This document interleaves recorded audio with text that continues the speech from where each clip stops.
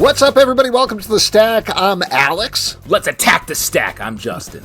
What's up, Pete? And on The Stack, we talk about a bunch of Stack books attack. that have come this week, and we attack them. We rip them to shreds. Get ready to get attack, Stack. Yeah. Here's our first Murder. Murder. There you go. Ultimate Universe, 1 year in, #1 for Marvel, written by Deniz and Chris Condon, art by Jonas, Scharf, and Alessandro Cappuccio. Per the title, the Ultimate Universe, just in case you didn't know, takes place in real time, and here we are checking in kind of with the status quo of a bunch of the different titles, but we're also turning it to the bad guys, the Makers Council, the Maker being the evil Reed Richards, and we're taking the POV of Ultimate Nick Fury, who has been forced to do terrible things his entire life, working for the Maker and the Council. A lot of hype on this book, a lot of hype on the Ultimate Universe. What did you think about this issue that also includes a preview of Ultimate Wolverine? I love this issue. This is one of my favorites of the week. Yes, I think Deniz Camp, he just brings so many ideas to the table. Like this book starts with a lot of ideas. It starts in a dark place. It's a darker universe, as we know from reading all the other Ultimate titles, but still rooted in so many Marvel Universe ideas. And then just the ending lands it. Like it gets darker, it gets more upsetting, it flips the script yet again. The art is fantastic. I think the way this moves and really pushes out the borders of the Ultimate Universe is making me enjoy this whole experiment so much. Pete? Well, a little bit of the opposite for me. I felt like, and spoilers, but when I saw the Fury room, I was just like, oh man, that looks like I've been to a couple of dudes' places where it's just prepackaged action figures on the wall and stuff like that. So a collector, if you will. So it was just kind of weird where it's like, hey, if you burn out one Fury, just open another Fury and it'll be a fresh Fury. It'll have that fresh scent of that. But wait, why didn't you like smell. that? I thought that was such an interesting idea to sort of redeem the Ultimate Nick Fury as a character. Why didn't you like that? I don't know. It's a weird move where it's like, I'm just going to reach over and open another Fury if this Fury starts acting up. Not to focus on this one aspect of the issue too much, but that's pretty much baked into the Marvel Universe with the LMDs. It's the same thing that's been happening for decades at this point. So I do think there's a historical precedent there. I'm surprised the thing that you didn't like about it, Pete, because this is the thing that I do think worked about it, but I felt viscerally uncomfortable reading the book, watching these heroes who have become the worst villains in the world. And that's how you're supposed to feel. But watching like Magic and Colossus sitting there talking about killing everybody. Oh, yeah, that was rough. We've already seen the Hulk do it in an earlier issue here. It's upsetting to see these things because we know they're the way they're supposed to be. We also get multiple montages of the heroes and events of the Marvel Universe getting taken down by Nick Fury. Similarly, very upsetting. So like you're saying, very dark world, Justin, but what it does is it bigs up our heroes because it gives them these terrible villains to really take down, and that's a great place for comics to be. Well, and I think it flips, it sort of subverts the original idea of the Ultimate Universe. It was like, yo, look how cool these heroes are. And they do cool things, and they're quippier and whatever. Not trapped by all this other continuity. It flips it to like, hey, look, all these heroes that are sort of comfortable in the main Marvel Universe, they're actually not doing well. They are losing constantly, and the cards are stacked against them. And that's super exciting to me. What did you think about Ultimate Wolverine, though? We get a little taster of that at the end here. Pete, what do you think? I'm cautiously excited. We'll see. Wait, why? Because, here's the different take is it's like a Wolverine that never left the Weapon X program, but very much underneath Colossus as sort of the head of the program, I guess you could say. And here's my question. Is it Wolverine? Because they call him Logan, but you don't see his face at any point in this book. I have a sense that there's going to be a twist there. I guess we'll see in the main book itself, but I'm intrigued. Said it's Sabretooth? Who else could it be? Sabretooth. Omega Red we've already established in this world, which would make a little bit of sense given that Maverick? Maybe Maverick? Why? Why do that? Why be like, hey guys, surprise, it was Maverick? It's like, okay, a Wolverine. Where's his M mask? I love his M mask. I like how he has guns a lot. I know several things about him. Chris Condon, Alessandro Cappuccio, great team. Why don't we move on and talk about another great team, though? Batman Dark Patterns, number 1 from DC Comics, written by Dan Watters, art by Hayden Sherman. Now, the concept here, this is... Great cover. It is a great cover. This is a bunch of putting on your Batman t-shirt. 3-4 issue stories all taking place back in the day with Batman. And my assumption when I heard that concept is like, oh, it's going to be like kitschy fun back in the day. Nope. This is 7, but with Batman is essentially what we're getting here. Whoa. It's pretty messed up. And the thing that I think is most impressive about this is Hayden Sherman is also drawing Absolute Wonder Woman, and his style is so different on these two books. It's great. Yeah. What I really loved about this was the reveal of the villain and Batman's kind of like the way he's going through all these different options and he's completely thrown. He doesn't know what to do with him.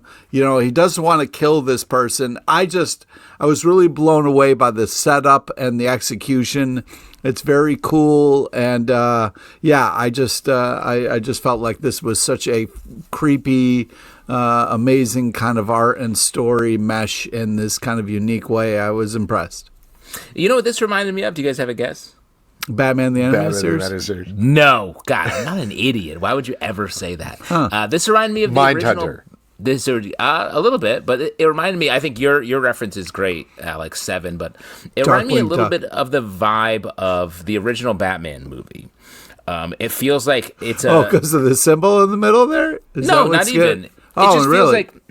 It feels like that's the type of Batman that we're getting. Someone who is, he has his Alfred support system, but he's otherwise like a loner, a little bit of a weirdo, someone who is like philosophizing, but also like just driving around his cool car. Yes, this reminds me of a Michael Keaton Batman. If you like that, this is great. And to shout out the Hayden Sherman art, the perspectives on... It's like if the comic panels are a camera, it took the usual sort of profile wide shot of the city and just tilted the camera up, and we're always looking down in these steep, sort of terrifying angles that we're like standing on the edge of a building looking down. It just adds so much more tension. It's such a simple... choice, but it makes a dramatic change to this Batman story. Really enjoyed this. From the world of minor threats, The Brood, number 1 from Dark Horse Comics, written by Heath Corson, Patton Oswalt, and Jordan Blum, art by I.N.J Culbard. This is sort of a King Lear, but with supervillains, where one of them, the father, is dying, and he needs to leave his criminal empire to one of his kids. One of them has magic powers, one of them has science powers, one of them wants nothing to do with it whatsoever. We'll see which one ends up with the Empire, I guess. We've generally enjoyed all of the minor threats things so far. What do you guys think about this one? I really enjoyed this as well, but I will update your reference a little bit and say this is Succession for superhero. But Succession is King Lear. Yeah, I know, but like, hey, I got news for you, Alex. I'm just going to update you of the 400 years. Yeah, is that cool? If I bring you 400 years? Well, I'm going to make another reference because the thing that bothered me the most about this book is the main character, who's a super smart villain, looked too much like one of the villains from the Despicable Me movies for me to totally get into this. Come on. The guy with the bowl cut? The guy with the bowl cut. It looks like him. Oh, my God. That's weird. And my issue is, I'm reading this book, I see the villain from the Despicable Me movies. Where are the minions? Where's somebody wanting da-na-na? That's my question here. I didn't see that anywhere in the book. Minor Threats team, give us our da-na-na. Are you a paid Minion marketer? The amount of times you use the word Danana, a word I've never said out loud outside of this podcast. just to be clear. And here I am saying it again. I thought this was such a cool setup, very well executed. Unfortunately, I had to live a similar experience where my father was hoping I was going to take over the family business, and I had to tell him to go rub rock salt. So real quick, real couple questions there. Rub rock salt, not a phrase anyone's heard out loud before. What does that mean? Question number one. Question number two, what's the family business? Is it eating cheesesteaks or making garbage plates? Yeah, it's making garbage plates. Yeah, I felt like this was such a interesting premise for a villain to have to deal with. You know what I mean? Introduced the idea that you did take over the family business. You must name said business. Yeah, what was it? I have to. Yes, what was it? Yeah, my dad had an insurance business that he wanted his sons to take over. And did your brother take over? Nope. Yeah, and sorry, this was some sort of insurance scam business, is what you're saying? Yeah, pyramid scheme. Interesting. Yeah. Huh. And rub rock salt? Yeah, tell us about rub rock salt. That's just a phrase. No, it's not. No, I don't think so. And if anyone in the comments has ever heard or said the phrase rub rock salt, please write that. It's a common saying, yeah. Google it. Google rub rock salt. I think that sounds like a spa treatment that people are having in a bad spa. At a spa that makes you unhappy when you leave. Anyway, I thought this was a fun premise for a super villain to have to deal with. I thought it really kind of grounded everything that was happening. I love the art. I thought this was just a ton of fun and a great use of kind of like supervillains in an everyday kind of scenario. It was nice, like where I think Alex and I are sort of saying the same thing, just in different time periods. But like the characters are well explored in the Succession King Lear breakdown here, and I am curious to hear how it's going to go forward. Yep. I Love You More Than Rock Salt. Your Friendly Neighborhood Spider-Man #1 from Marvel, written by Christos, Gage, art by Eric Gapstur. This is tying into the upcoming Disney Plus animated series. It's a prequel, but it takes place after or during the first episode. Not entirely clear. Regardless, we are getting a new Peter Parker going on an adventure with Nico Minoru, who is going to be a major character in the TV show. It's a different universe. It's not the MCU. It's somewhere else. I generally enjoyed this, and I like the art. But the thing that was holding me up a little bit is the fact that we haven't seen the show, and there are so many things that like, see the show for the explanation of this thing. I'm like, well, I'd like to. I think I will like this more once I've watched the first episode. But right now, that's kind of important. I agree completely. It felt strange to be like, why is this out right now? Like, because, Christos Gage is an amazing, bring him in. He's someone who can just, write anything. And this is really fun. I like the way that this story sort of is a Spider-Man origin, but doesn't, make it a whole thing. It's sort of does it, sticks and moves into a larger story, which was good. But what do you why is Nico everywhere? What is Nico is just transcending. Nico is so huge right now, bro. I mean, Nico's also in the Ultimate X-Men book, right? Sure. Mm-hmm. She's a fun character. She's got a cool staff. People love the Nico. You know what I mean? The Nico wafers, delicious candy. Interesting. That's not the same. Nobody likes those. And also nobody likes. I would say aggressively no one likes those. Nothing like a chalky candy. You know what I mean? Come on. That's man. like I'm being starting to hey, get a picture of you between the rock salt and this thing, and I don't like it. Oh, honestly, you seem like a time traveler from over 100 years ago. Where you're like, oh, you like candy? Necco wafers. Like, no. Necco wafers is like, I would rather eat just aspirin, regular aspirin. That was they make aspirin gum. That's clearly better than Necco wafers was back before they knew what candy was, where some guy was like, sure, this is candy. Do you remember aspirin? This is not. This is wood. The only candy before Necco wafers was Roxol. And they finally progressed. They were rubbing rock salt, like you said. And I looked it up. Not hidden on Google, my guy. Not hidden on Google. No, rare sure 0 results. Yeah, they were like, even the AI was like, not interested. Dude, come on. AI. Help me out.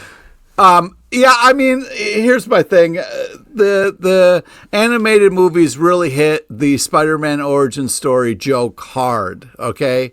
And so when you get another origin story by Spider-Man here, I'm like, we got to be doing different things than just having Nico and mob bosses be the villain here. That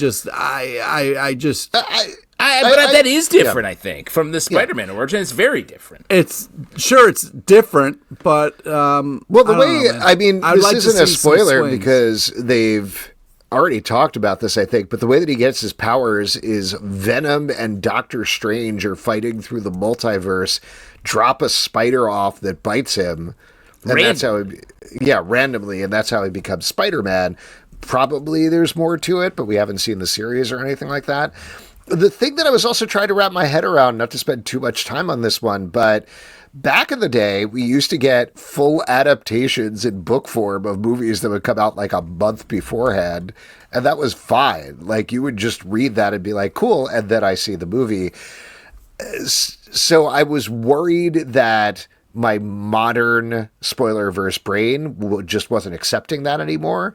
But I think the thing is that, like, this is too dependent on the show because it's threading the needle of the show, but we don't know what that needle is yet, is the issue. Well, and I would go a little further and say, like, this is an extension of the show. This comic is a, like, oh, did you see the show?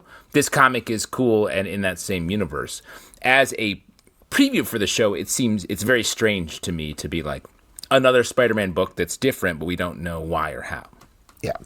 All right. Also, I Googled it, and read. It comes right up, dude. You're fucking lying, dude. No, you're not. I looked. It says to take and rub rock salt.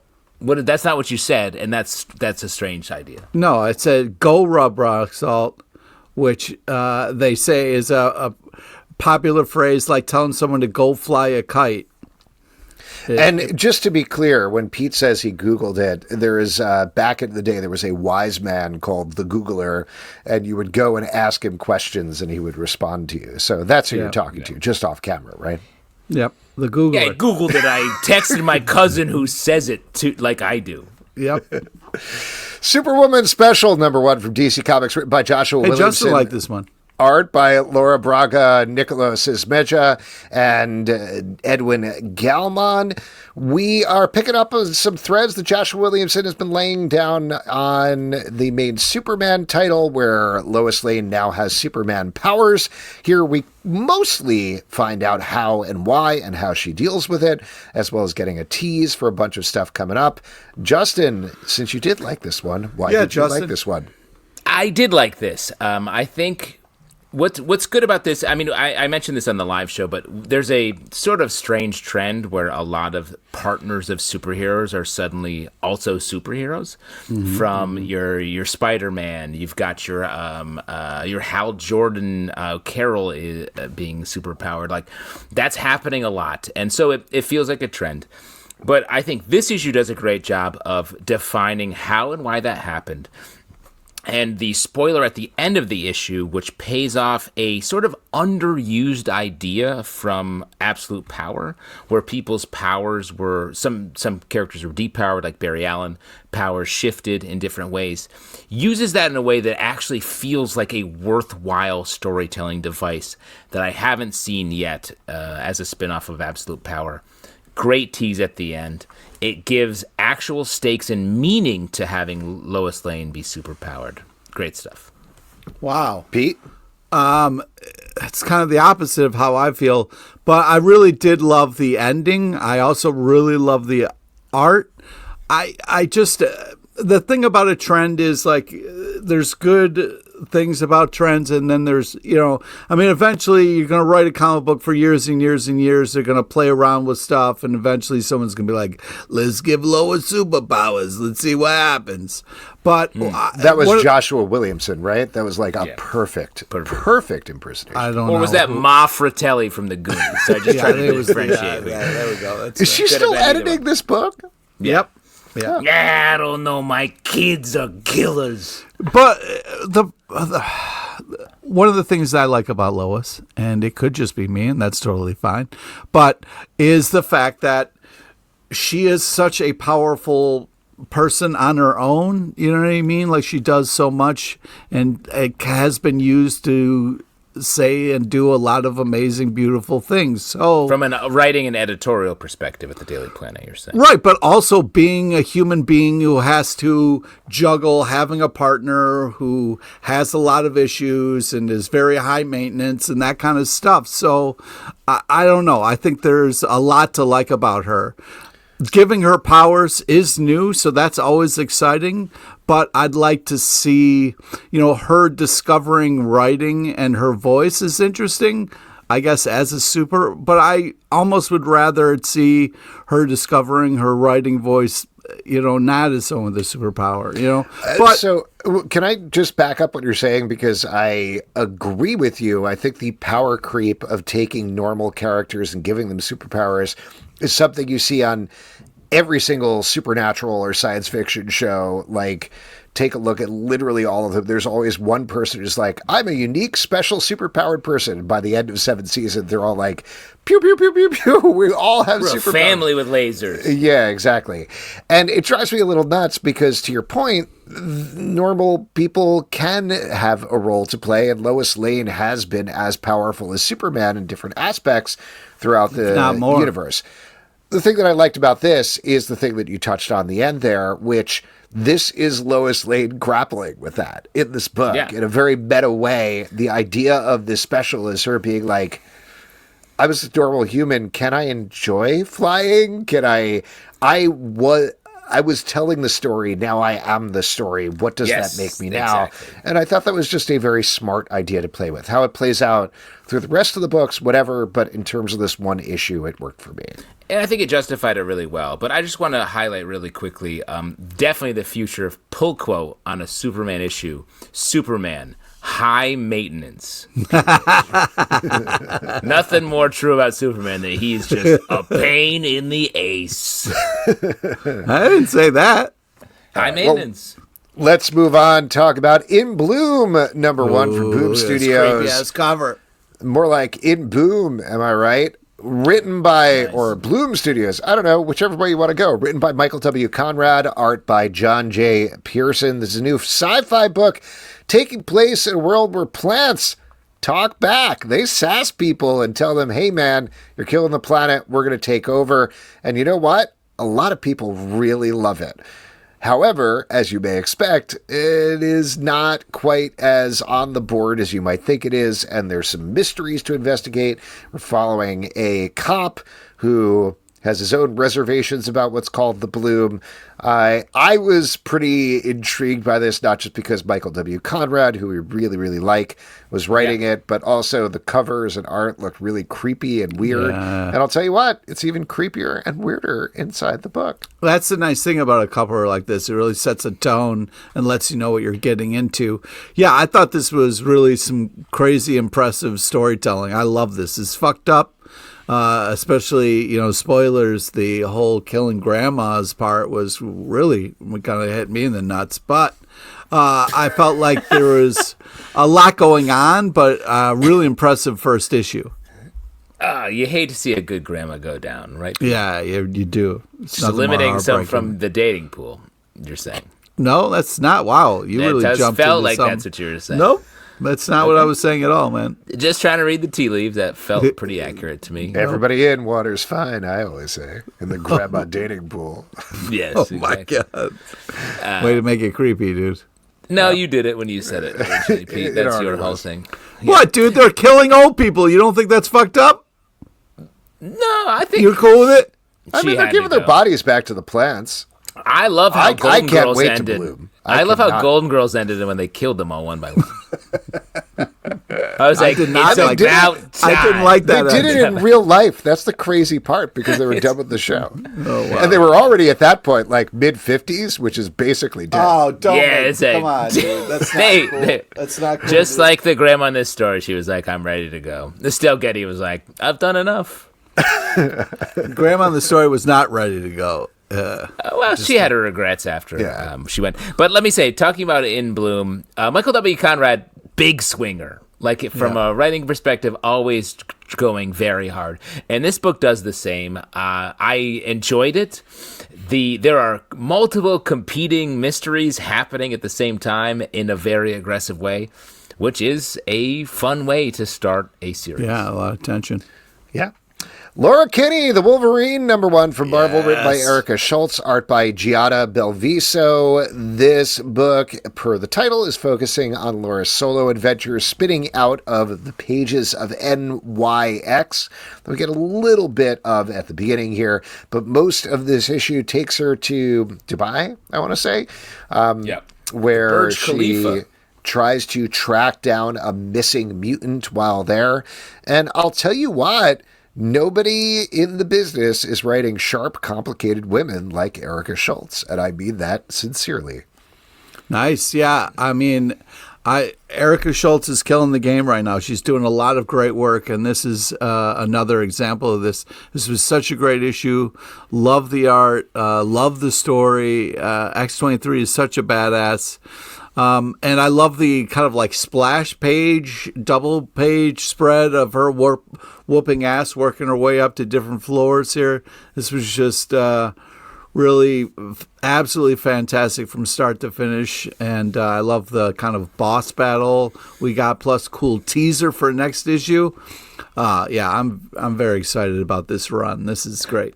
Agree. I really love the teaser for the next issue, which touches on a storyline from another book that Erica Schultz wrote earlier this year, focusing on Daredevil, the Elektra Daredevil, which is really exciting, that connected with Laura's history. But Erica Schultz is great, like you're saying, Alex, at writing female characters. This one tips a little too hard into the plot and premise setup. I felt like I just want to ride with Laura a little bit more. Like she's such a character that in her longer run from a few years ago had so much great backstory.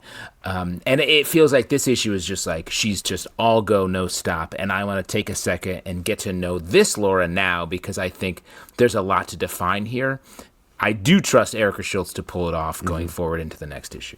I hear what you're saying. This reminded me a little bit, and partially this was the setting where we get her like fighting her way up that tall tower in Dubai. Yeah. It reminded me a little bit of Fast and the Furious, but the 1954 movie. Yes, of course.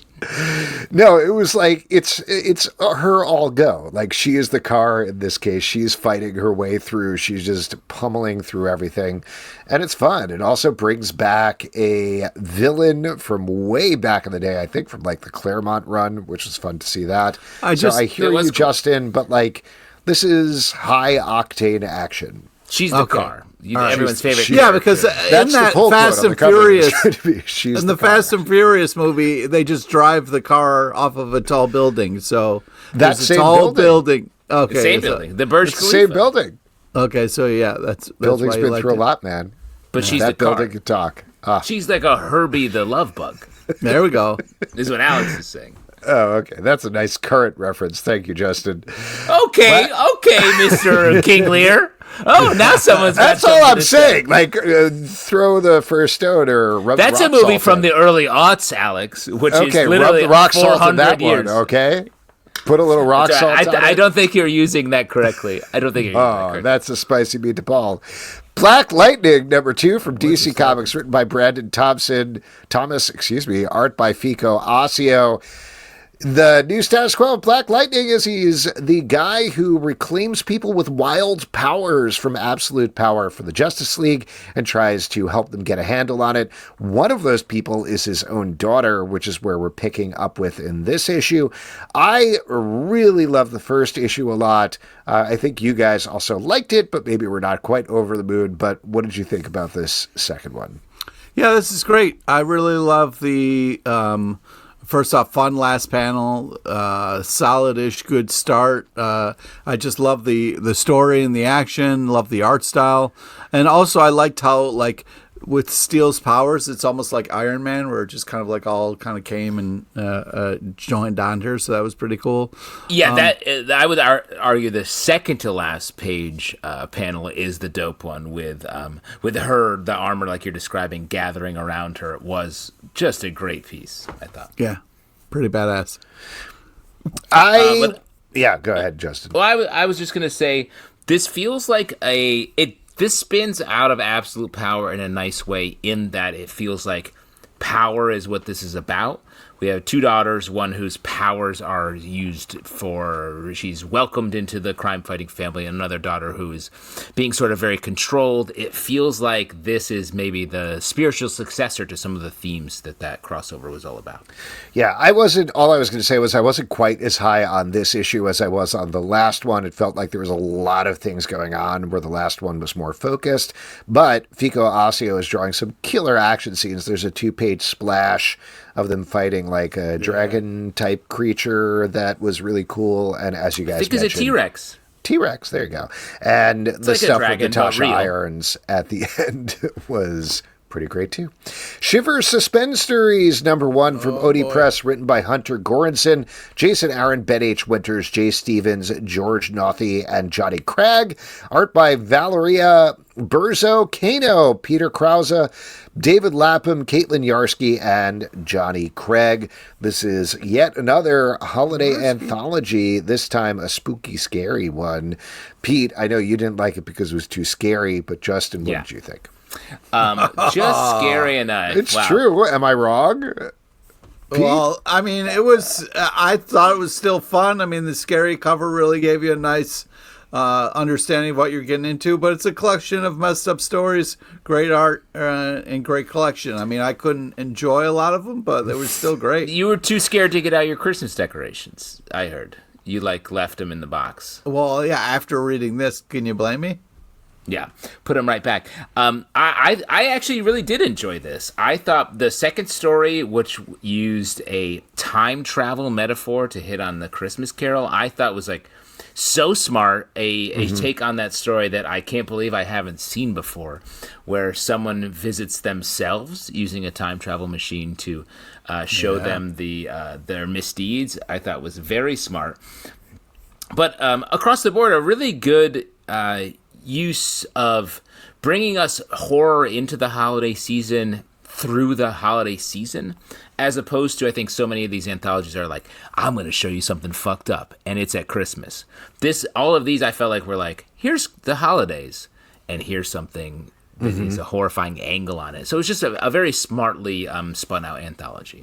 I really like this as well. I think you mentioned the time travel one, which I thought was great. Also really like Jason Aaron and Kano's story about the last Christmas ornament, which was upsetting and sad, but really, really well done.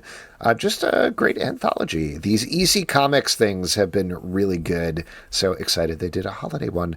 Infinity Watch, #1 from Marvel, written by Derek Landy, art by Ruari Coleman. After the annual crossover, the Infinity Stone bearers are all humans, and they're trying to work together as a team, but not doing a great job at it. And in fact, it leads to some deadly circumstances by the end of the issue. What you guys think about this? Pete, how mad are you right now at the end of this issue? Yeah, I mean, yeah, for sure. That ending got me a little mad for sure. But I also agree with the character. If you're going to have, a team, you got to have a secret base. You know what I mean? I mean, that's just, I love the logic there, and I was definitely with them, at least on that part. But, I like the premise of this. This is very interesting. The gems are humans with powers, and, we get Coulson here as Death, which is kind of insane. But, yeah, the reveal kind of threw me at the end. A couple things about this. I feel like I was a little dubious in the crossover. Like, who are these characters? It feels random that they've been assembled to be this Infinity Watch. But I think over the course of this book, it starts in a classic, we're a cool new super team. We have a cool new base. And then it actually gets to that point I was making of these people are actually sort of bad at it, and we're going to take advantage of it. And so I think they paid off on the sort of goofier stakes that are established here. But my second thing is like in this. So Coulson has the Death Infinity Stone, and then in this comic, he's defined as the actual Grim Reaper who has to go around and like collect souls or whatever. Like, is that what's happening? I guess. Seems like it. That's strange. That's not accurate, is it? No, he has to travel the universe and just kill people? Well, if you're going to take on, if you're going to take that on, that's the job. I don't know. Yeah, but why is that the job? He just has a stone. I don't know. Death never makes sense to me anyway. Not like literal death, but the concept of death who is everywhere at the same time, but also having conversations with people. Well, see, how it works is, you live, and then all living things must die at some point. So, holy shit! Sorry, slow down. Right? Slow down, Pete. I'm writing this down as you're saying it. Okay. So you're my Aristotle, Pete. So I really want to keep track of this stuff you're saying. Yeah. All I know is these conversations and podcasts have been a great use of my scant time on Earth. Well, let me say, if the idea here is that Agent Coulson came back to life with a stone, and now he's both a dude who wears like a medium good-looking suit and also kills everyone that dies in the entire 616 universe, I don't know if we've explored that idea perhaps as well as we should have here. Potentially. He is very organized. I will give him that. Action Comics 1079 from DC Comics, written by Mark Waid and Mariko Tamaki, art by Michael Shelfer and Skylar Patridge. The Phantom Zone is broken, and a bunch of Phantom Zone refugees are attacking the Earth, and the Superman family can't really stop them very effectively. And the backup story, something is happening with Supergirl, and it's very pretty to look at. Hey. No, I hear you. It is. The art's gorgeous. The art is gorgeous, but there's some more to it than that. Sorry, real quick. What's the story? Gotcha. Oh, come on, man. Aristotle, nailed it. I believe in you. This is bullshit, man. Define what's happening. I can't. It's confusing, but Supergirl's hanging out with two biker helmet people, right? And you're not sure. And there may be 3 Supergirls. Yeah, it could be. That's a clip. That's technically a cliffhanger. Yeah, we'll find out more. You got to tune in next time. No, this is a great issue. I also really enjoy the backup story. It's weird that they're calling them zoners. It's just such a... I don't know why it's kind of weird. You think of calzones, right? Or pizzones? Yes. I knew it. Yeah, they better be full of cheese or I'm not interested. That's not what a zoner. That's not what a zoner is. But yeah, great art and action, and oh no, this Wisconsin kryptonite's filling me with cheese. Help!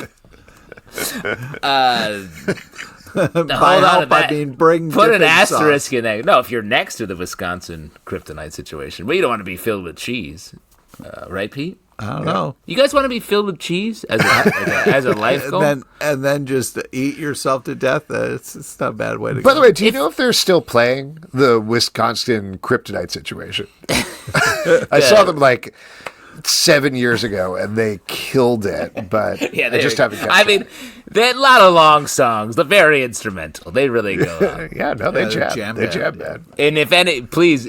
a shout out in the comments if you know what the fuck we're talking about.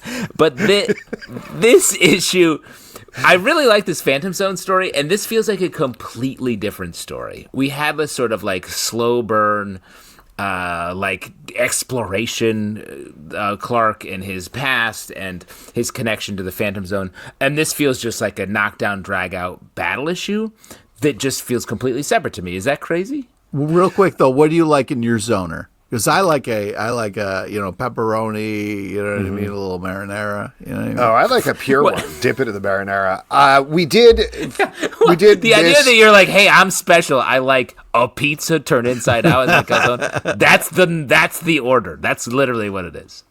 A weird one to be like, I want it stuffed with chicken, pineapple, or something. We did miss an issue of this because it comes out weekly. We didn't read last week's issue, and it clearly a lot of stuff went down. Yeah, no, I'm not knocking that part. It just feels like I just liked the earlier iteration of it more. It felt so much more grounded. This feels like a crazy battle that doesn't pay off on the really intense emotional storytelling. So you're saying you want something different, like a Gouda in your zoner, is what you're saying. Like you really want a real different choice. Yeah, have you guys ever thought about, what if you had a calzone but you opened it up and laid it flat? Like a sandwich? But even flatter than that is what I'm talking about.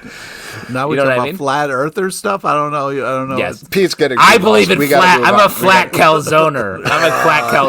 Oh, man. Oh, sorry. That's what I believe. That's what I believe. Mm-hmm. You can sail right off the edge of the calzone by which that's my belief system, yes. Yeah. And Pete, if you ever come to New York, which is a place that I know you've never been, I will show you some flat calzones that'll blow your fucking mind. Well, just for the record, I want to go on record as saying barbecue chicken zone is my favorite. Oh, that is pretty good. I will say in college, and Pete knows what I'm talking about here, DP Dough, the calzone place. Great. My friend and I decided to, trick them, and we were going to try to trick them into coming up with this idea for a calzone that was like going to be so popular they would have to add it to the menu. So it was a onion, pesto, and pineapple calzone. Oh, I know. And we were like, we'll so popular. We'll order it from different phone numbers and give them different names each time. I hate to break it to you.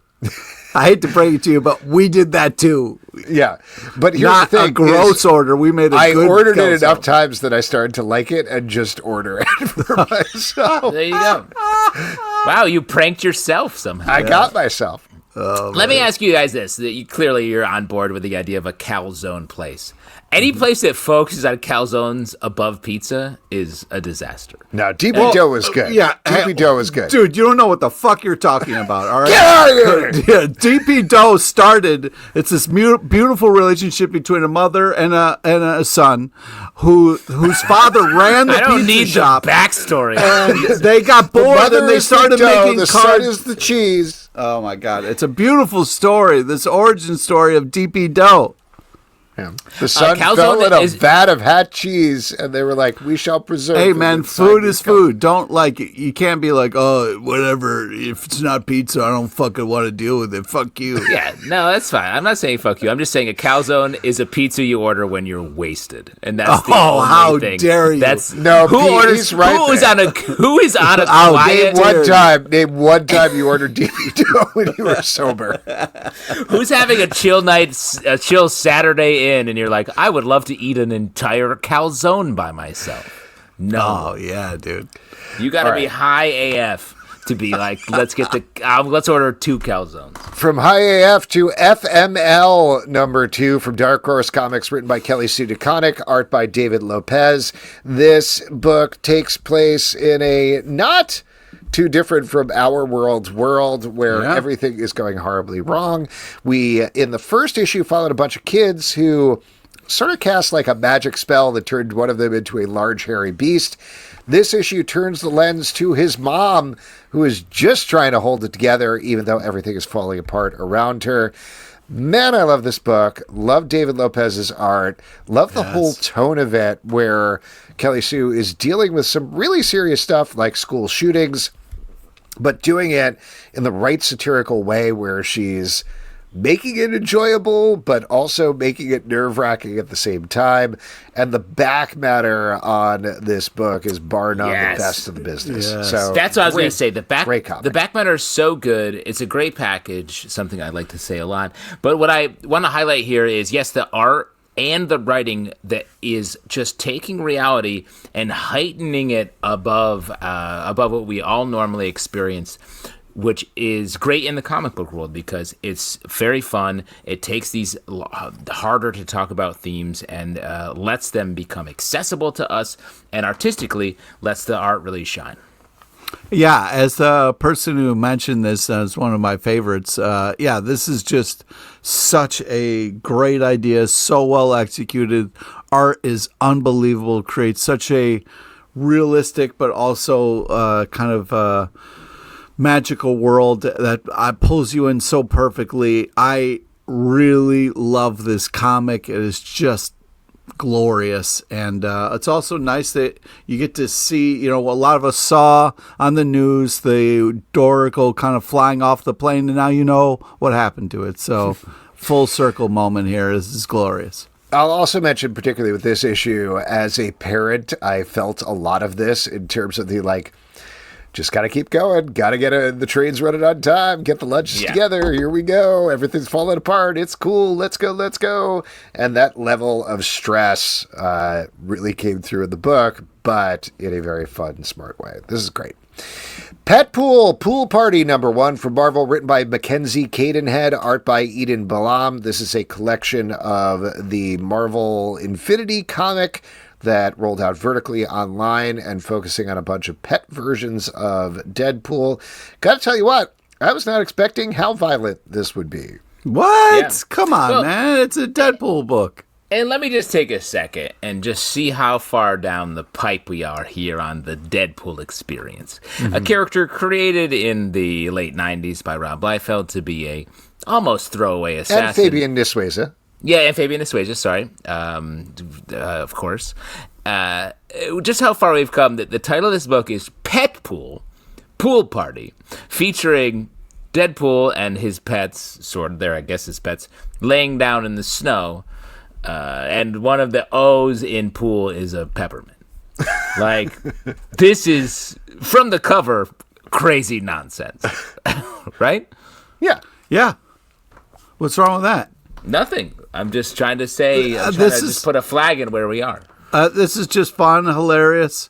I love the start, spoilers, but they start with the old McDonald, famous song there, and they really kind of did such a great job executing that in a fun way. This is just clever and well executed. Nailed the song. Yeah, really fun art, fun stories.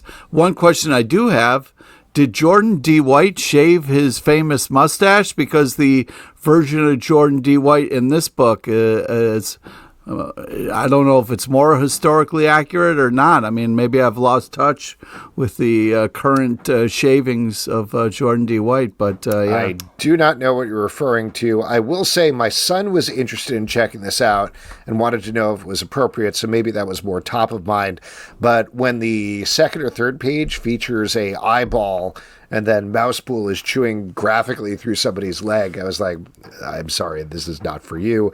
So any parents out there who see this, they're like, oh, I can give my kid a cute little book. Do not do that. No, yeah, you should know better. But let me shout out a couple things I thought were funny. The idea of Dogpool taking one of Deadpool's actual severed limbs and burying it as his bone, I thought was really fun. Yeah. And then the bar, the talking dog bit was great. Was very fun. Very fun. Batman and Robin, #16 from DC Comics, written by Philip Kennedy Johnson, art by Miguel Mendonça. Here we have a new old threat is hitting Gotham City. This is a villain that Batman does not believe is real, but in fact it may be, and may be coming back for Gotham City in a new way. What do you guys think about this? Well, first off, great cover. Really setting a nice tone here. This is a fantastic issue. The story is really getting good with the fun twists and turns. Yeah, I feel like this really took a next level jump and amping up to kind of get to some fun kind of character reveals. I like where this is putting Batman and Robin. I think it's very interesting, and yeah, I'm all in. Get it? I really like the art, sort of not always what you'd expect for a sort of over-the-plate Batman story. This reminds me a lot of stories from, like, the Detective Comics book they were doing in, like, late 90s, early aughts, where it was, like, sort of more out-of-continuity Batman stories, just, like, getting into something weird and a little bit different. So that's very cool. I like Batman stories that edge on supernatural, but I think inevitably pull it back to a very real thing that is happening here. And shouts to this new FBI character that feels like maybe will be someone that continues on in this book. Yeah. Minor Arcana, #4 from Boob Studios by Jeff Lemire. After the first arc found our character returning home and starting to accept the fact that she is connected to something through supernatural through tarot cards, here she decides to explore that a little further. And I'll tell you what, I think this series gets better and better every issue. Yes, agreed, dude. Yeah, reading this, I was like, this is getting good. I love the art, love the story, fun last page reveal. She's starting to understand her powers, and I can't wait to read more. Yeah, same. I feel like we talked a lot in the first and second issue about how our main character is sort of mean and not nice to everyone around her. And there's a lot of softening happening here as she's realizing that some of this stuff is more real than she thinks. And this story and this issue just takes on sort of a fun little follow into like local kids television, which I thought was fun. Something that used to be much more of a thing in the 20th century, where every like local TV affiliate would have a kids show that they produced in the small town or in the larger town that they would, where there's their broadcast center. And so it was all super weird. Very fun. Calavera Pi #2 from Oni Press by Marco Finnegan. This is following a skeleton detective who has come back on the Day of the Dead. And our big criticism, if I recall, of the first issue was if you give us a skeleton detective on the cover, you got to give us more than him just showing up in the final few pages. This issue is wall-to-wall skeleton detective, baby. So, Pete, you seem pretty stoked. Yeah, I love the story. I love the twists and turns. Skeleton detective trying to figure it out. I mean, spoilers, but that clown driver seemed pretty creepy as fuck. But yeah, this is very creative and interesting, and I'm really looking forward to seeing what happens here or wahhabis. You ever bump into a clown? No. Just an everyday clown going somewhere? I'd set myself on fire if I touched a clown. I bumped into a clown so hard I married it. Well, it. Uh-oh. You can. No, I married it. Pennywise? I married Pennywise. That was a clown reference. Yeah. Yeah, sorry. We all know Alex is married to Pennywise. You found your wife in the sewers, right? You were walking by and you're like... Pennywise, the dancing wife, I call her. Yeah. You all float down there, is what they say. That was our vow, as you remembered. That's beautiful. Really beautiful stuff. I hope you don't get murdered later. No, I don't think. Pennywise I don't think so. I can't imagine. Yeah, I can't imagine. Alex loves a real sharp-toothed smile, always has. This book is great. I feel like the art, it really carries it. It has like such a pulpy feel. The pages look very aged, which I think is really working for it. And I love the deep dive into sort of a noir detective story and the tropes that come with that, but getting into the deeper cultural ideas behind Day of the Dead there is very fun as well. Really enjoyed this. Alien Paradiso #1 from Marvel, written by Steve Fox, art by Edgar Salazar. This is taking the Alien franchise to a outer space resort. Oh. And I'll tell you what, not a great place to throw in a xenomorph. I felt like this delivered on exactly what I wanted for the premise, but it is weird seeing an alien thing in the sunshine and the outside and in the setting, but that's kind of the point. You wanted like a slow motion shot of the alien coming out of the water, you know? Mm-hmm. Like whipping its head back. Oh, yeah. Like in a slinky little bikini. Oh, boy. Yeah. Like a splash situation. Oh, boy. Yeah, this was intense and gross, but exactly like Alex said, exactly what you wanted from kind of the setup here. But, man, it was kind of a fun bit, and spoilers, but, you have people going scanning, looking for, like, weapons, but it's like, dude, you should have been scanning for other life forms inside of people. But, yeah, this is... I love the pace of this. It's very fast-paced. A lot of shit goes down in this issue, so, yeah, super happy with this. I got pulled out of TSA just the other day, and they squeezed my torso until a xenomorph came out. Smart. So they were like, you can't travel with that. You can't travel with that. You can't travel with that. Yeah. And they used to never do that. Yeah, you could go right up to the gate with the xenomorph problem is and nobody would stop you. Xenomorph jump out of your body, right? And then they immediately want to fly the plane. And, they don't have the hours for that, so it's just not a good look. Yeah. Famous pilots, xenomorphs. Yep. This is such a great way of taking the Alien movie franchise and being like, here's a movie they won't do. Aliens on Vacation. And you get that here. So that is nice. And this hits all the marks you would expect from that. Yes, exactly. Batman, Santa Claus, Silent Night Returns, #3 from DC Comics, written by Jeff Parker, art by Lucas Kettner and Michelle Bandini. In this issue, our Santa Claus and friends are continuing to fight back against the Silent Night, and they find out some interesting information by the end here. This continues to be fun. Yeah, I agree. You love this. Yeah, this continues to be absolutely badass. Santa is badass in this. Yeah, I love the art, love all the action, love the fun twists and turns. Then people getting excited about seeing Santa. This is great. Do you believe in jacked Santa? Are you a swole Santa guy now, Pete? Yeah, I mean, hey man, Santa can be whatever he wants. You know what I mean? How many times have you seen Red One so far? Is it? It's only out in theaters, right? Yeah. So none yet. Oh, nice. Wow. I'm waiting for it to come streaming. You know what I mean? Alex, as someone who doesn't celebrate Christmas, does this make you want to get down with a swole Santa?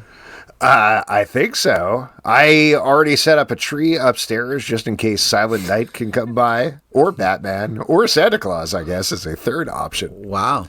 Wow.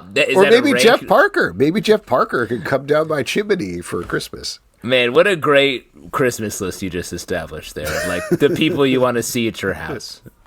Started with Silent Night, the murderer. Just to be clear. I'm writing a book about that, actually. The 4 people you see at Christmas. Oh, that's really smart. Man, great formula to cash in on. I mean, this is fine. It's crazy. Really establishing a lot of ideas. Yeah. Interesting. Transformers #15 from Skybound and Image Comics, written by Daniel Warren Johnson, art by Jorge Corona. In this issue, the Transformers continue to do Transformers things as Optimus is having some sort of PTSD flashbacks. There's a new faction of Transformers that enter the fray beyond the Autobots and Decepticons, and the Decepticons are just absolutely wrecking Tacoma, I want to say. Like, Tacoma's gone at this point. Yeah, man. A city we all love to visit. Yeah, it's too bad. What do you think, Pete? You're our Transformers correspondent. Transformers. Yeah, this is Shinskin crazy. And, it's sad because we're seeing Autobots like walk away and be like, yo, Optimus, I can't do this anymore. I made a vow. I'm not fighting. I'm out. Meanwhile, the Decepticons are just regrouping and whooping ass here.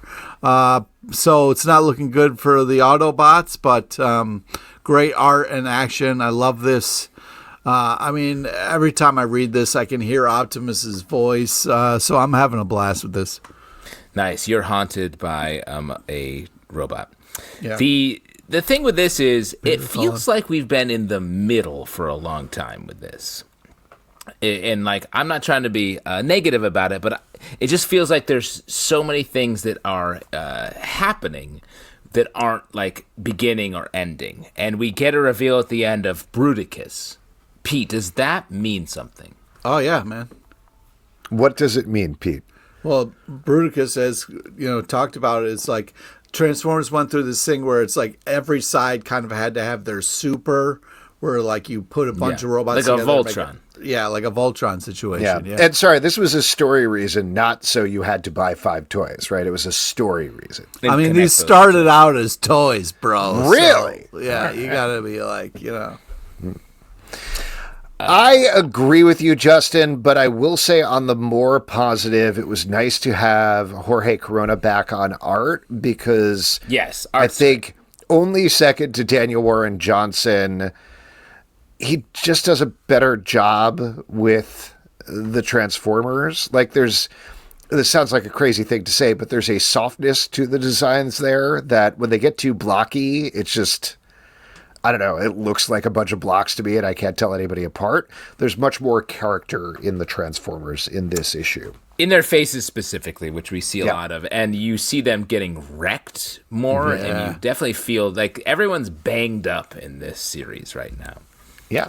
Very curious to find out what happened with the plot line where Optimus ate Sam's dad, which we start to pay off in this issue. So that should be cool. Daniel Warren Johnson has really tapped into something here. He's writing the crap out of this, and it's really bringing my childhood back to life in such a great way. So it's very exciting. Interesting. Where you smashed your Transformers. Yep. Always be smashing. That was the original draft of Glengarry Glad Ross. Skin Police #3 from Oni Press, written by Jordan Thomas, art by Daniel Jeté. This follows a world where people create dupes, clones out of pieces of skin, and the Skin Police, the police force who has to track them down. We spent a lot of this issue exploring the opposite side, the team who is fighting back against this world. What'd you guys think about this one? I love Skin Police. I think this is so creative and so cool. This continues to be just great. This gets more intense. I love the art, love the action. Can't wait to read more. This is just such a cool, interesting future. I just can't say enough about it. Can't wait to meet my dupe.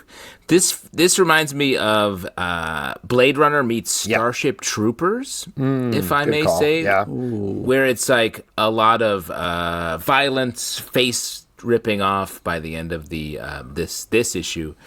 But I do. What's that? Do you want to learn more? Yes, and do you want to know more? Yeah, that's what it is. Okay. Yes, I agree. I am really enjoying this as well. Great art, great character designs, very satirical, very fun. Just to throw out a theory at you guys, I think they're tipping their hand a little bit in this issue anyway, but I'm pretty sure the leader of the Resistance is a clone of the main cop we're following, or we're going to find out the cop is a clone of this guy, but I guess we'll see what happens. Yes, I don't know, Kaboom. man. I don't Regardless, know, having a bro. great time with this. Let's talk about what I would consider one of the bigger issues of the week. Storm, #3 from Marvel, written by Murray Ayodele, art by Lucas Wernick. In the first 2 issues, Storm was irradiated and got cancer that was going to kill her in about a week. She met up with Dr. Voodoo, who sort of cures her this issue by casting a spell where she can't use her powers for 7 days. She goes down to Louisiana to visit the Uncanny X-Men, and some stuff goes down there, if you know what I mean. Well, it's crazy to be like, Dr. Voodoo's like, hey, I'm sorry, you can't use your powers for 7 days. And Storm's like, all right, I'm going to go fuck Wolverine. Well, come on. And that's what she does. No, come on, dude. First, she's like, yo, let me go visit my friends. And there's a hilarious panel of like, she's trying to do a group hug and like Wolverine's trying to walk away and she like grabs him by the back of the collar. And just such a funny image. But then they go into fight training, which is very serious, and then lends its way to more serious action. But what's heartbreaking is Storm doesn't feel good about it the next day. No, she doesn't not feel good about it. Just a giant She's penguin. like, she says, I don't feel good about it. And Rogue's like, yo, I can't believe you fucked Wolverine. And she's like, shut up, I don't feel good about it. And then... No. I think she's sort of like, she's like, oh, this is, What does and this this isn't mean? like out of nowhere. I think there's a little This bit has of been building for decades. Yeah. Like, not just there was, on screen, in the movies, in the comics. I thought this was great. I thought this was a great, surprising moment that I did not see coming. Yes. I love the way Lucas Wernick draws Wolverine's expression when it's happening, where he's like, what? What's happening? Is this happening? Does somebody actually get through my stink and love me? Yes. It's great stuff. I'm into it. I am also into it. I love this issue. I thought it was great. It feels like this comic, as a standalone in the X-Men relaunch, is doing way more interesting stuff than a lot of the other ones, pushing the borders. I want this to resonate throughout the rest of the comics. The idea that Storm and Wolverine would like hook up and no one else would talk about it is insane. This should run shockwaves through the entire X-Men line. So let's see that happen. And let's not even forget that Storm goes to meet with Doctor Doom, sort of shattering a lot of the crazy larger continuity in the Marvel Universe. So this book is moving the dial. And she goes riding on like a giant bird, which was very funny and fun. Yes. The whole conversation with the bird was like, "You want to ride me, right? That's what you want to do." He's like, I don't want to. Well, I can't really I don't use want my to do powers it. right now. Yeah. Great stuff. Great book. Definitely pick it up. DC versus Vampires, World War V, number 5 from DC Comics, written by Matthew Rosenberg and Matthew K. Manning, art by Otto Schmidt and Aki Bright. Front story, lots of stuff going down in the vampire-infused DC universe as various factions vie for control, specifically of Mr. Miracle and Barda's baby. Meanwhile, in the backup story, we get a very sad story about Black Lightning. What'd you guys think? Yeah. Well, this is a blast. I love the kind of World War V thing that DC is doing here. They did such a great job with it, so I'm glad it's still going on. But yeah, this was a crazy-ish. Loved all the art and action, fun twists and turns. But man, my guy, John Constantine, fucking Gorilla Grodd fucks your shit up, so not happy about that. But other than that, this was a artistic just achievement. Yes, this story, like I think I was saying in the previous issues of this, that I really like this world, but it's very chaotic. This is really starting to come into focus here, and like we're organizing around Big Barda and Mr. Miracle's baby, which I think is really smart. There's just a great sequence here with them and their fight/emotional exchange. Heartbreaking. Yeah, really good. And just like I think I mentioned last month when Black Lightning #1 came out, of the two stories, like I think this story is excellent with Black Lightning. I think the main title is very fun, but this artistically and just as a moment with the character, I enjoy this backup more than the main title that's happening here. And the shit that's happening with Wally West in this is just so upsetting. So deeply disturbing, but very well done. Witchblade #6 from Image Comics, written by Marguerite Bennett, art by Giuseppe Cafaro. In this issue, Sarah Pazzini is finally accepting the power of the Witchblade thanks to a secret from her father's past, I believe, that she discovers that ties into, as we speculated in the last issue, the arrival of the Darkness in the rebooted Top Cow universe. And as I said last time, I cannot explain it. I'm a total sucker for this.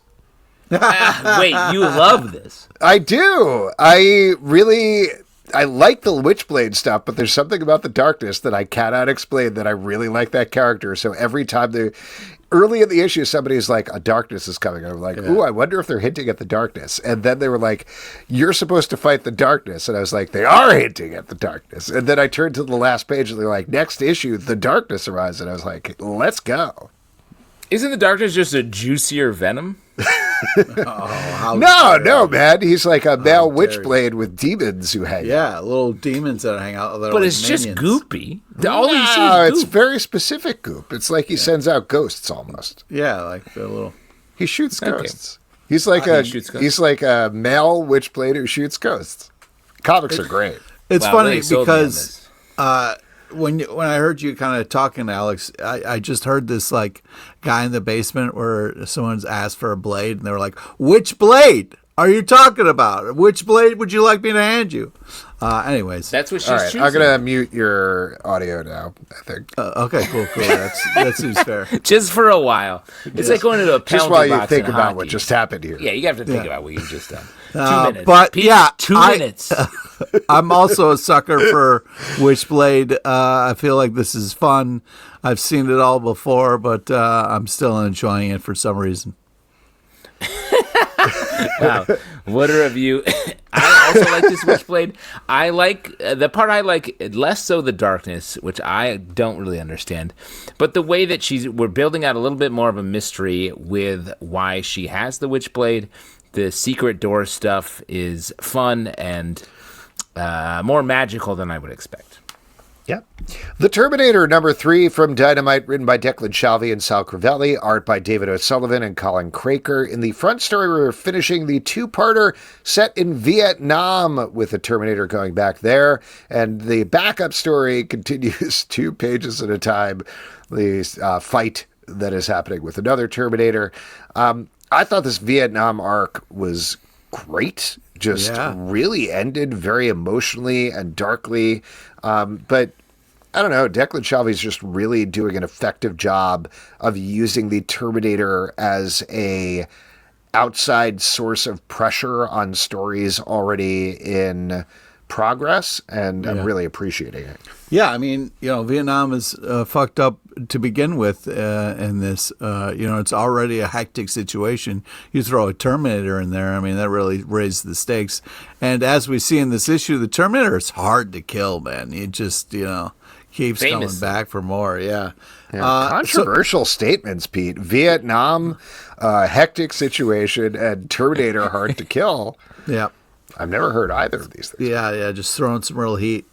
And you should be a newscaster in like the early 70s. Oh, sweet, 60s. Man. I appreciate it. I just thought this was artistically impressive and a fun combination. If you would have said to me, it'd be sick as Terminator Vietnam, I'd been like, what? But this is actually pulling that off really well. And it's, like Alex said, it's moving, it's powerful, it's pretty cool. Love the Apocalypse Now references in the title of this issue. And the previous issue was the Apocalypse Then. That's a really nice sort of table setting for a story that feels like, I mean, if you're like a Garth Ennis fan, this feels like right in line with something you might like, just shifting from Punisher to Terminator. Also someone that just shoots people. So that's cool. But yeah, really enjoyed this. If we can keep moving into different eras with Terminators appearing, I think this is a great move for this series. Yeah. Yeah, I mean, I will say, though, I do feel like the guy should have picked up on the Terminator when he did that, repeated the line back to him. But other than that, he did. Do you think you could spot a Terminator? Oh, yeah. Yeah, 100%? Yeah. No questions asked. Are you saying sure? Are you saying you're the target, or are you just like a casual? Like, is Terminator coming to kill you? You're like the John Connor. I'm just saying, if I'm somewhere and there's a Terminator around, I'm going to spot him. I don't want to call you out here, Pete, but we went to the supermarket the other day, and I saw him arguing with that robot that goes around cleaning the floors for like 10 minutes. I was suspicious. Stop following me. You're a Terminator, he says. Pete smashed so many eyes. Roombas. I was like, I'm not falling for it, bro. Amazing Spider-Man #63 from Marvel, written by Justina Ireland, art by Gleb Melnikov. This is continuing the 8 Deaths of Spider-Man arc, but from a new creative team, picking up from Joe Kelly and Ed McGuinness, I believe. I think they're alternating, though, because I was surprised by this. This is not a unplanned. No. It's not unplanned. I believe Joe Kelly and Justina Ireland sort of etched out the whole story arc and are going back and forth, because apparently Joe Kelly is working on something else, which may be more Amazing Spider-Man, maybe not. We're not sure. But I thought this was the best issue so far. Nothing against the previous team, but it's a great story of Spider-Man fighting this mystical being who takes him through all the worst moments in his life and how he fights back against that. I thought it was cleverly done. I thought it was emotional. Really like this issue a lot. Same, smartly done. We're getting a little bit more about Shay, everyone's fave. Oh, I was going to ask about that. We did learn so many things about her this issue. Justin, like she's okay with cheap wine. She goes on a picnic sometimes. Famously dangerous thing to do in the Marvel Universe. So that's 2 things. Those are characteristics of a human being. 100%. I'm glad you guys are having fun. And I don't let me just say, the more interesting relationship for Peter Parker occurs in this issue, the Black Cat. Great scene here. Hold on. Can we stay on Shay for 1 second just because we discovered something in our Patreon Slack this week? We were talking about her as the mean lawyer that he was dating for a little while. She's not. She is a nurse from Ravencroft who he met as he broke up with the mean lawyer. So she is such a distinct character, we mixed her up with another character. Yeah, that's true. But we were learning more. I also think it's very strange that she's like, yeah, I work at a known murder asylum. I work at the Arkham Asylum of the Marvel Universe. And that's a strange thing for her to be flexing here. I did like the tease with the X-Men at the end. I thought that was pretty cool. Do you think there's maybe like a little too much with the X-Men? I know that's a crazy thing for me to say, but I definitely felt that overacted right now. In this stack in particular, I was like, there's a lot of X-Men cameos going on here. Well, let me throw this out. This isn't an X-Men cameo. This is a Juggernaut cameo, and this whole arc is all about the Sidorak. That's literally Juggernaut is that. It's the only thing we know about that, so it makes total sense. I love the way they slow played us into it. Green Lantern number 18 from DC Comics, written by Jeremy Adams, art by Xermanico. This is the end of the arc of the Green Lantern Corps fighting against Tharos, I want to say is the name of the character. Whatever it is, they wrap that up and kick off the next thing, which is going to be called Fractured Lantern. Now, Justin, I know, like myself, you felt this was getting a little complicated in the last issue. How did you feel about this wrap up here? I thought it wrapped up like unnecessarily quickly. It felt like they've established Tharos here as a big villain, and then he sort of just like loses quickly at the end, out of nowhere. So I thought this was sort of a strange wrap up. I do like the idea that the spectrum has been shattered, and we're going to get to open up what a Green Lantern can be and what all the different Spectrum Lanterns can be going forward. And this Star Sapphire stuff with Carol is also interesting. So there's still elements here that I really like. It was just strange to me how easily dispatched Tharos was.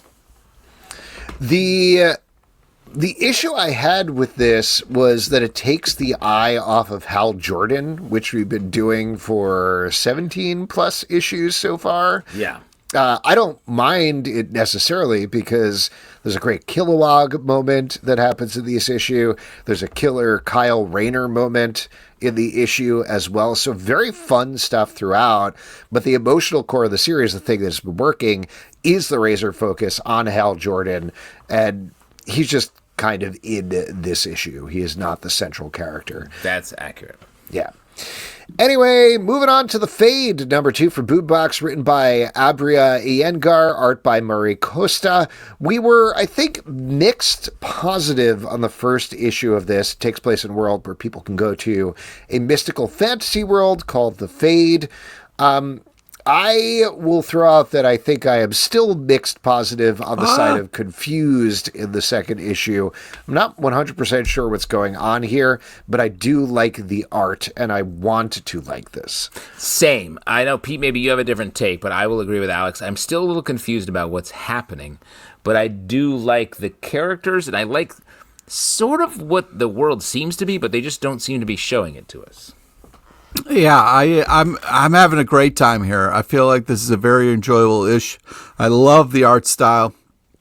It has kind of like a cartoon-like feel to it, which brings a lightness to it, which is enjoyable.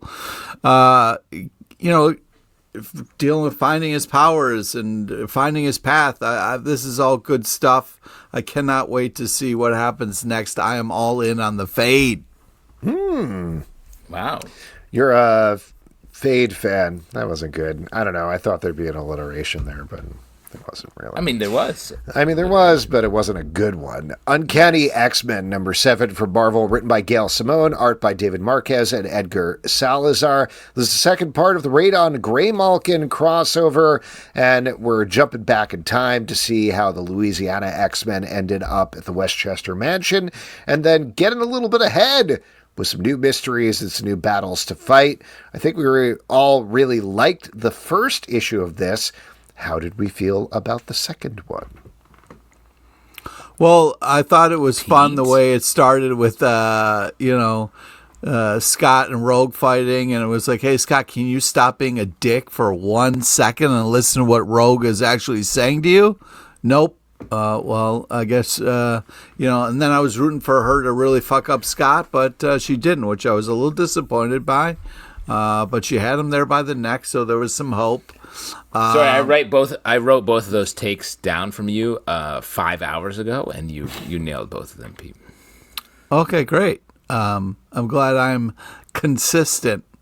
But I hate to see the inner team fighting, but I'm looking forward to what's happening next. Interesting last panel. And if Blob asked me that same choice, I would just leave. What was the choice? The Blob says you can either leave or you can stay forever. I don't know. Where is he inviting me to? Well, if you read the comic, the last panel looks like a fucked up future where people are not quite themselves. So I would just leave. I don't know. I mean, that sounds like a little bit of a break. I think they mean Grey Malkin. I think they mean the X-Mansion. Oh, yeah.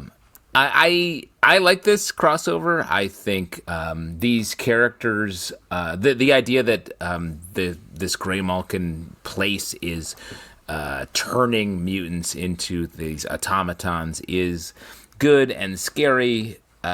This book also is able to have some fun here. Yeah, the Juggernaut stuff was hilarious. The Juggernaut stuff is very fun, which I was like, the line is on one page where he's like, I'm going to, let me find it. He is turtle race, and he says, this time the hare's going to kick the turtle's ass. Yeah. And I was like, oh, what a weird way to say it. And then Edie's like, wait, is Juggernaut the hare in this metaphor? And I was like, exactly. So just a perfect setup punchline, I thought. The Toxic Avenger, number 3 from Ahoy Comics, written by Matt Bors, art by Fred Harper. In this issue, Toxie is trying to rally the town against the corporation that has shut them down. Things go predictably wrong. I continue to really enjoy the satirical bent of this book. It's smart, it's funny, and the designs from Fred Harper are gross. Yeah, but I also think that for me, Toxic Avenger has been tough because they focus a lot of the times on the grossness of the Toxic Avenger, obviously.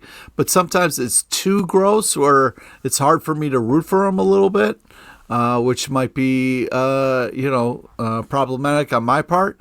But this one, he was gross in a way that was almost like a fun mirror where his head was kind of almost twisted. And so I wasn't as kind of grossed out. So I felt more kind of in tune with the Toxic Avenger. So I had a great time with this issue. And I'm looking forward to more.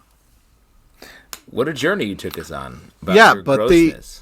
But also I liked the beats and spoilers, but the starting with the kind of bully and then finishing with the bully was really fun journey they took us on.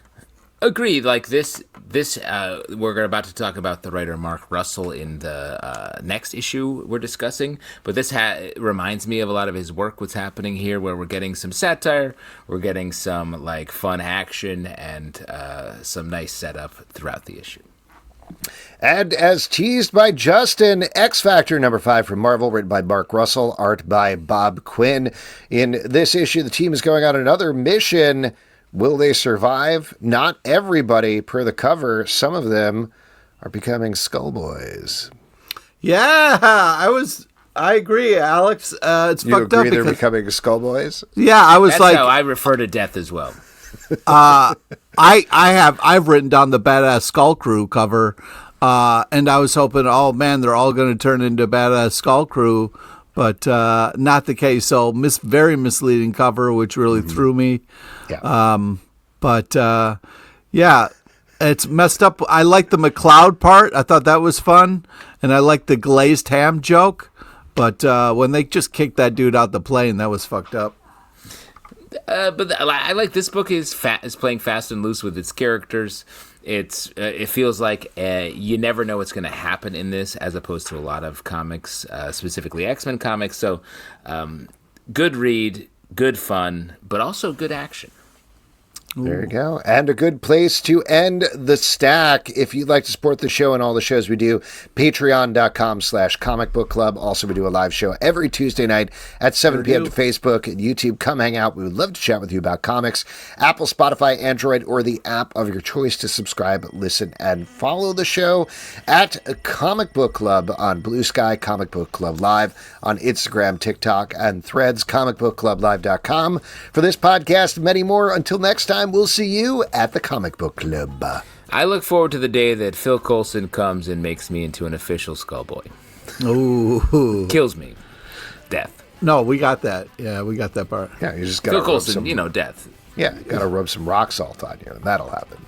Yeah, go rub rock salt, guys. Later.